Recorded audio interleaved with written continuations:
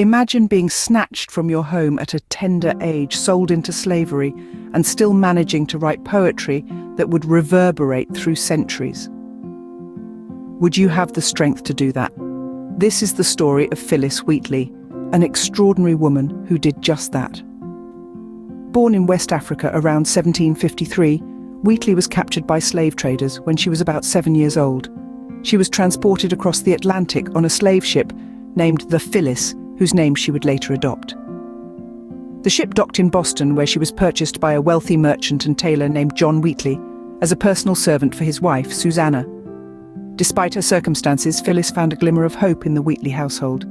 Recognizing her intelligence and quick learning ability, the Wheatleys provided Phyllis with an education, a rare privilege not usually extended to enslaved people. She was taught to read and write, and she quickly mastered English, Latin, and the Bible. In her early teens, Phyllis began to write poetry.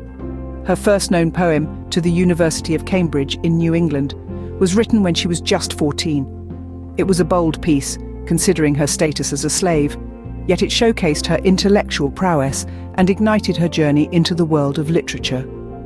By 1773, Phillis Wheatley had gained significant recognition.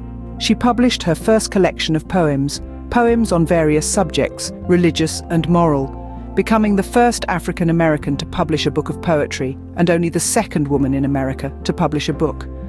Despite her groundbreaking achievement, Phyllis was still a slave. In the same year, Phyllis was taken to court to prove she wrote her poems. Yes, you heard right. She had to defend her intellect in a court of law. After a rigorous examination, the court finally acknowledged her authorship. Shortly after this, Phyllis was granted her freedom.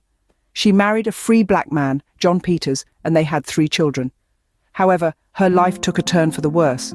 Her husband was imprisoned for debt, and she struggled to support herself and her children. Despite her hardships, she continued to write, but she was unable to publish another volume of poetry.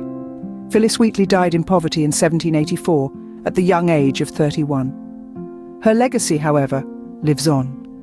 She broke barriers as an African-American poet in a time of extreme racial prejudice.